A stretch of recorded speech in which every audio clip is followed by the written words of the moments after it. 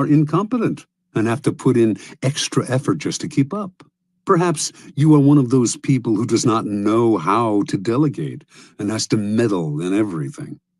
The truly powerful, on the other hand, seem never to be in a hurry or overburdened. While others work their fingers to the bone, they take their leisure. They know how to find the right people to put in the effort while they save their energy and keep their hands out of the fire. Similarly, you may believe that by taking on the dirty work yourself, involving yourself directly in unpleasant actions, you impose your power and instill fear.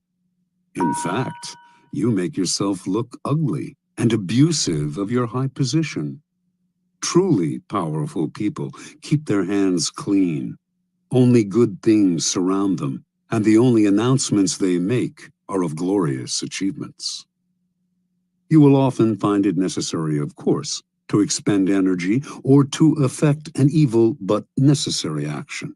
But you must never appear to be this action's agent. Find a cat's paw. Develop the arts of finding, using, and, in time, getting rid of these people when their cat's paw role has been fulfilled. The easiest and most effective way to use a cat's paw is often to plant information with him that he will then spread to your primary target. False or planted information is a powerful tool, especially if spread by a dupe whom no one suspects. You will find it very easy to play innocent and disguise yourself as the source. Law 27. Play on people's need to believe to create a cult-like following. Judgment. People have an overwhelming desire to believe in something. Become the focal point of such desire by offering them a cause, a new faith to follow. Keep your words vague but full of promise. Emphasize enthusiasm over rationality and clear thinking. Give your new disciples rituals to perform. Ask them to make sacrifices on your behalf. In the absence of organized religion and grand causes, your new belief system will bring you untold power. The Science of Charlatanism, or How to Create a Cult in 5 Easy Steps. In searching, as you must, for the methods that will gain you the most power for the least effort, you will find the creation of a cult-like following one of the most effective. Having a large following opens up all sorts of possibilities for deception. Not only will your followers worship you, they will defend you from your enemies and will voluntarily take on the work of enticing others to join your fledgling cult. This kind of power will lift you to another realm. You will no longer have to struggle or use subterfuge to enforce your will. You are adored and can do no wrong. You might think it's a gargantuan task to create such a following, but in fact, it is fairly simple. As humans, we have a desperate need to believe in something, anything. This makes us eminently gullible. We simply cannot endure long periods of doubt or of the emptiness that comes from a lack of something to believe in. Dangle in front of us some new cause, elixir, get-rich-quick scheme, or the latest technological trend or art movement, and we leap from the water as one to take the bait. Look at history, the chronicles of the new trends and cults that have made a mass following for themselves could fill a library. After a few centuries, a few decades, a few years, a few months, they generally look ridiculous. But at the time, they seemed so attractive, so transcendental, so divine. Always in a rush to believe in something, we will manufacture saints and faiths out of nothing. Do not let this gullibility go to waste. Make yourself the object of worship. Make people form a cult around you.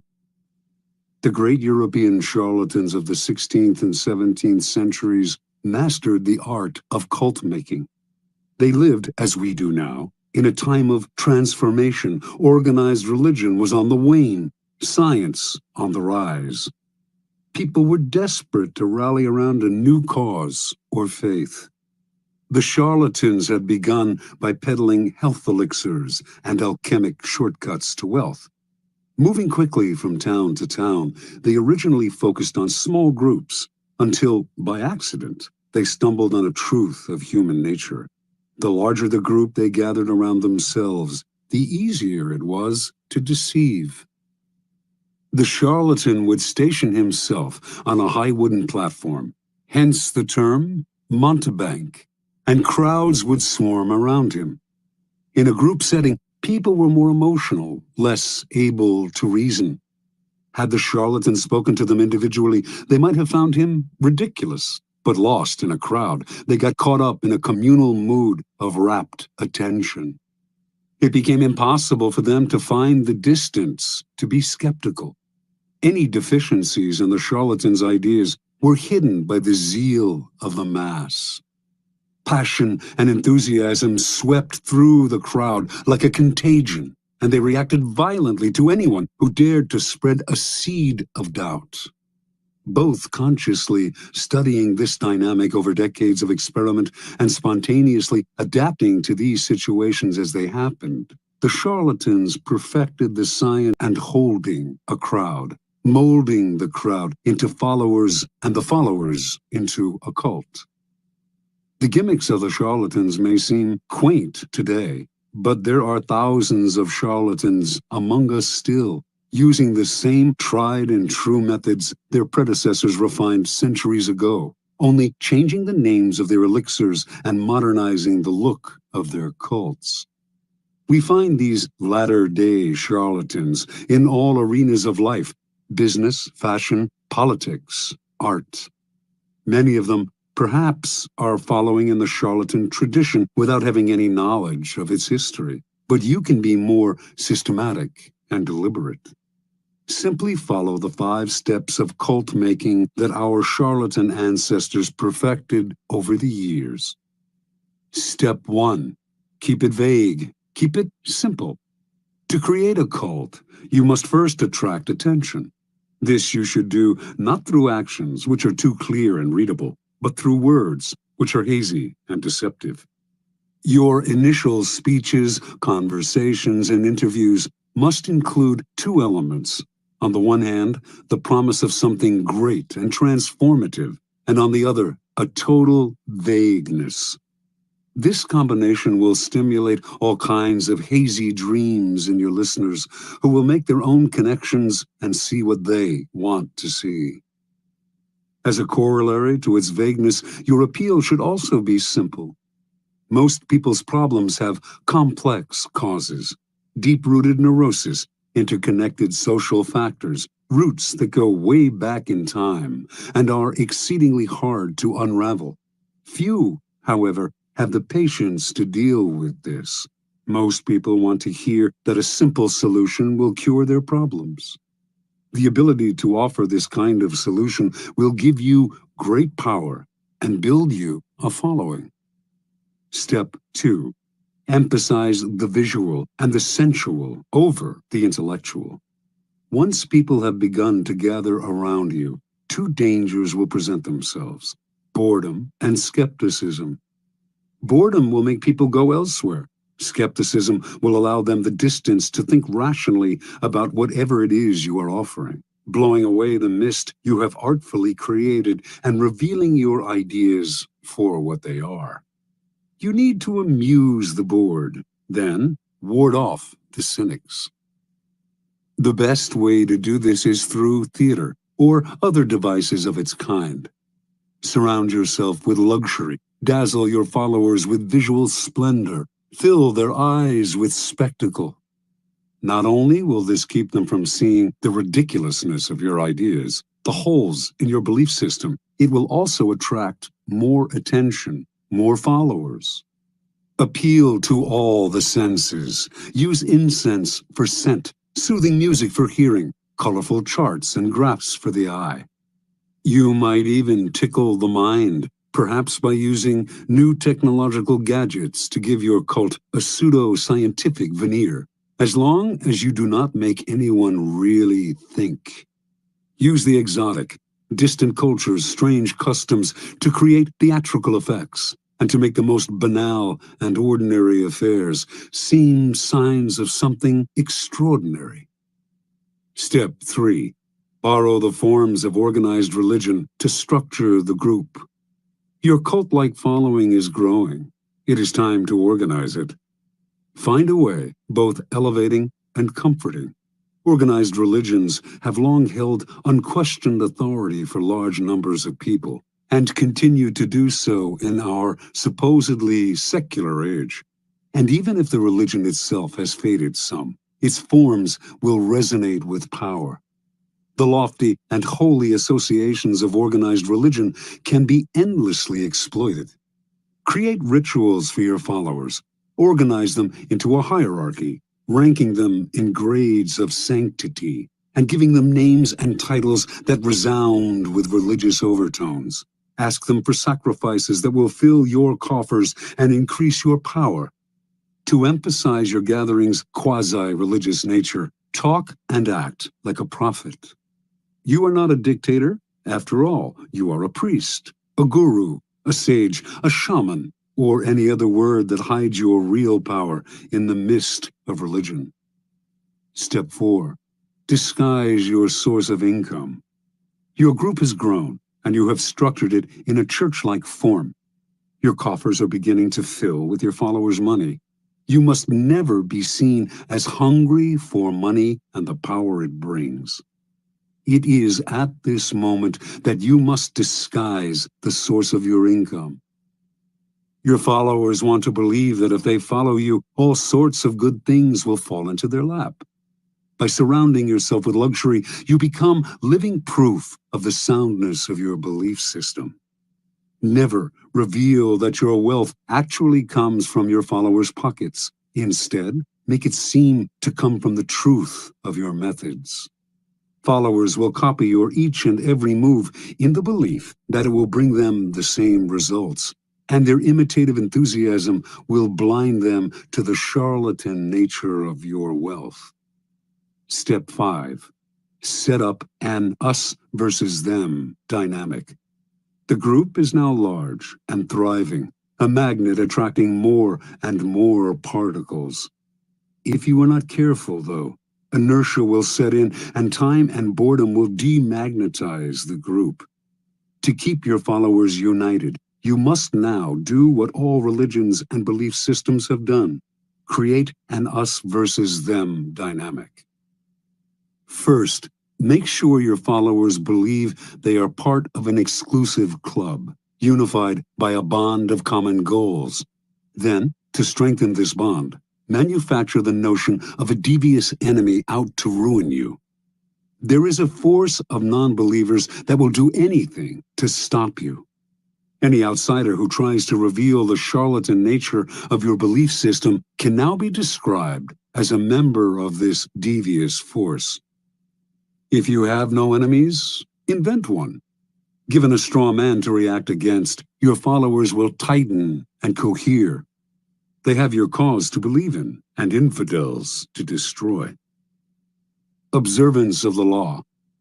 In the year 1653, a 27-year-old Milan man named Francesco Giuseppe Bori claimed to have had a vision.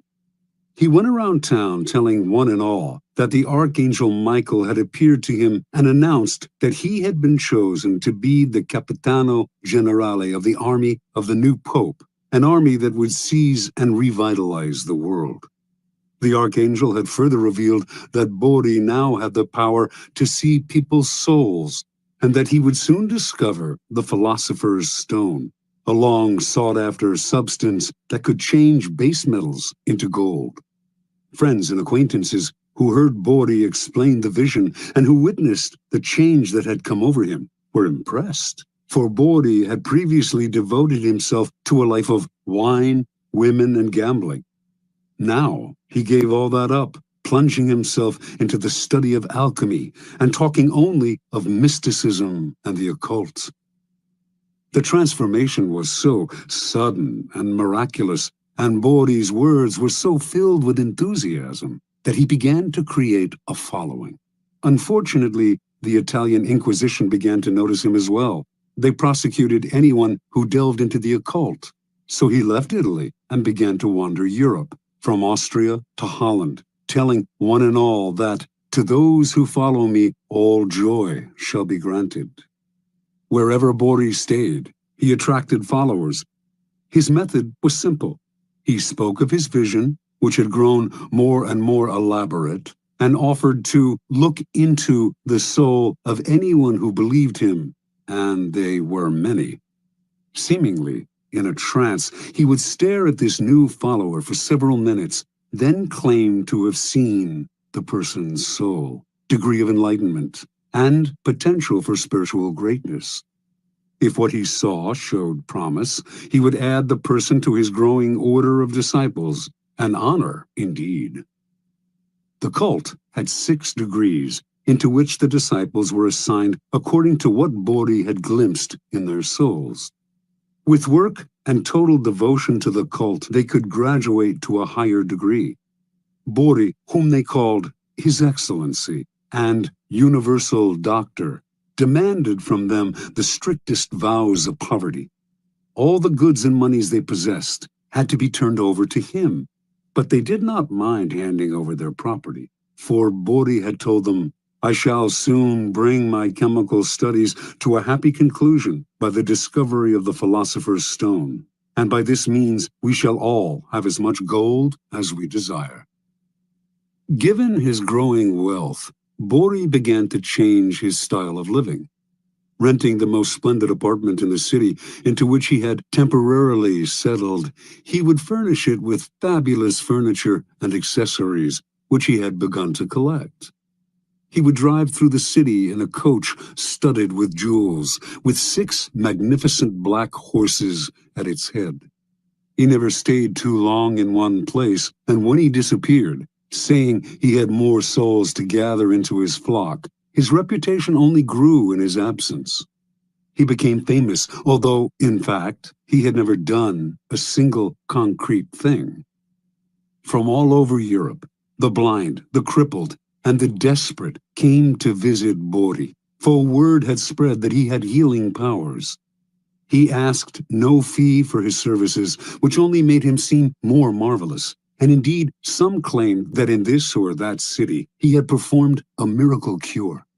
By only hinting at his accomplishments, he encouraged people's imaginations to blow them up to fantastic proportions. His wealth, for example, actually came from the vast sums he was collecting from his increasingly select group of rich disciples.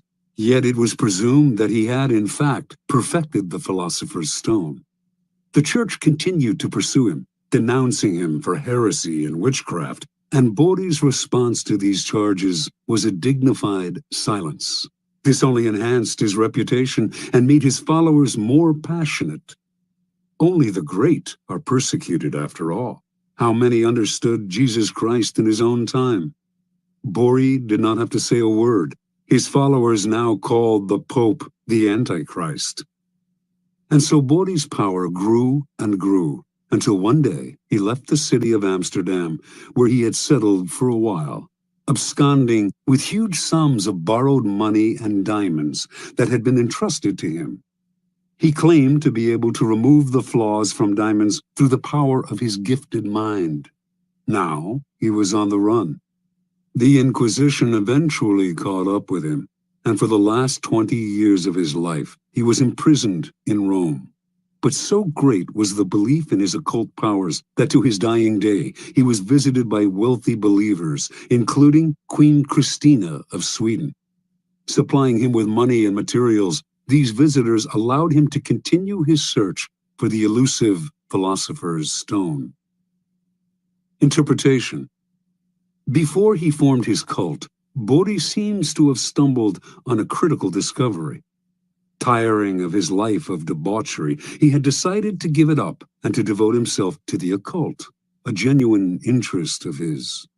He must have noticed, however, that when he alluded to a mystical experience, rather than physical exhaustion, as the source of his conversion, people of all classes wanted to hear more. Realizing the power he could gain by ascribing the change to something external and mysterious, he went further with his manufactured visions. The grander the vision, and the more sacrifices he asked for, the more appealing and believable his stories seemed to become. Remember, people are not interested in the truth about change. They do not want to hear that it has come from hard work or from anything as banal as exhaustion, boredom, or depression. They are dying to believe in something romantic, otherworldly. They want to hear of angels and out-of-body experiences. Indulge them. Hint at the mystical source of some personal change. Wrap it in ethereal colors. An occult-like following will form around you. Adapt to people's needs. The Messiah must mirror the desires of his followers. And always aim high.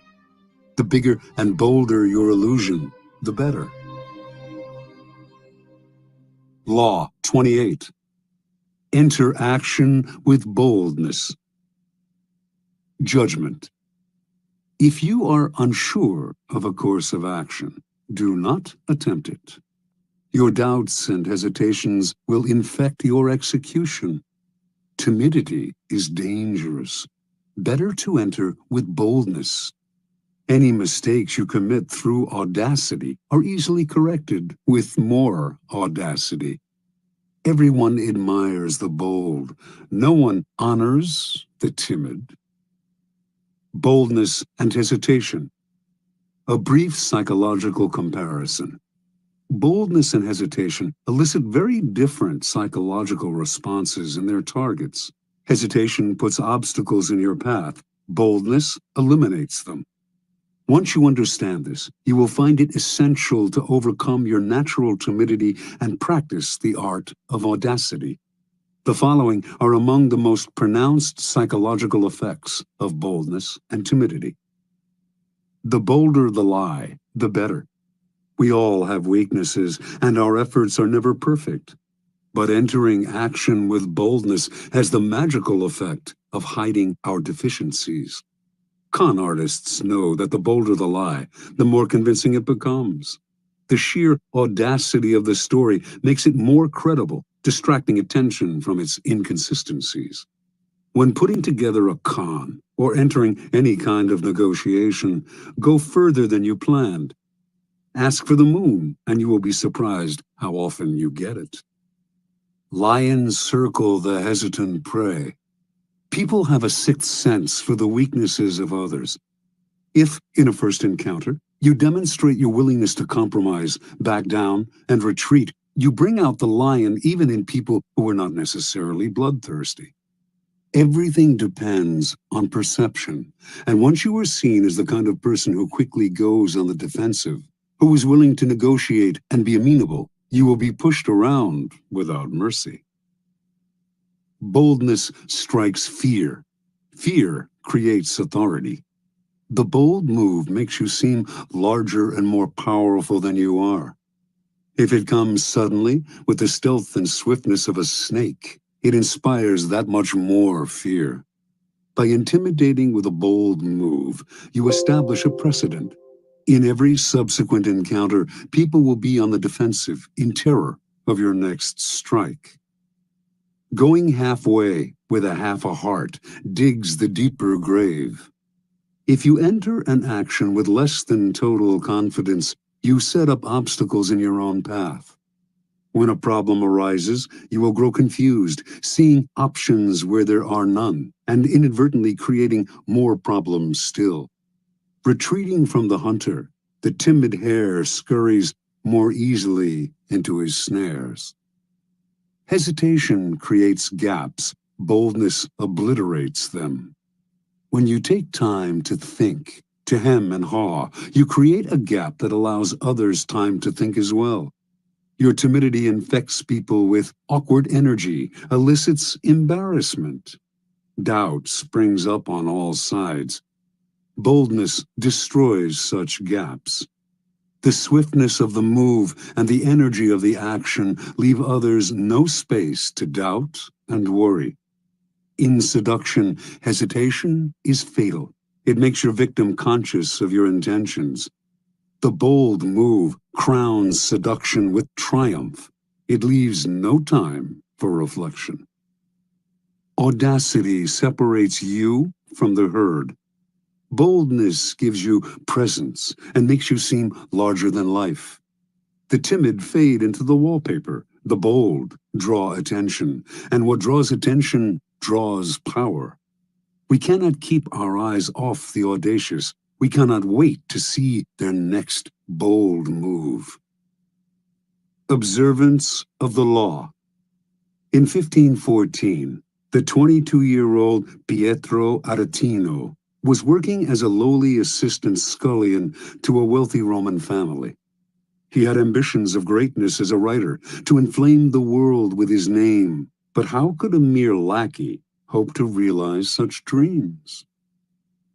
That year, Pope Leo X received from the King of Portugal an embassy that included many gifts. Most prominent among them, a great elephant, the first in Rome since imperial times. The pontiff adored this elephant and showered it with attention and gifts. But despite his love and care, the elephant, which was called Anno, became deathly ill. The Pope summoned doctors who administered a 500-pound purgative to the elephant, but all to no avail. The animal died, and the Pope went into mourning. To console himself, he summoned the great painter Raphael and ordered him to create a life-sized painting of Anno above the animal's tomb, bearing the inscription, "What nature took away, Raphael has with his art restored." Over the next few days, a pamphlet circulated throughout Rome that caused great merriment and laughter. Entitled, "The Last Will and Testament of the Elephant Anno," it read in part, "To my heir, the Cardinal Santa Croce, I give my knees so that he can imitate my genuflections. To my heir, Cardinal Santi Quattro, I give my jaws so that he can more readily devour all of Christ's revenues. To my heir, Cardinal Medici, I give my ears so that he can hear everyone's doings. To Cardinal Grassi, who had a reputation for lechery, the elephant bequeathed the appropriate, oversized part of his own anatomy." On and on the anonymous pamphlet went, sparing none of the great in Rome, not even the Pope. With each one, it took aim at their best-known weakness.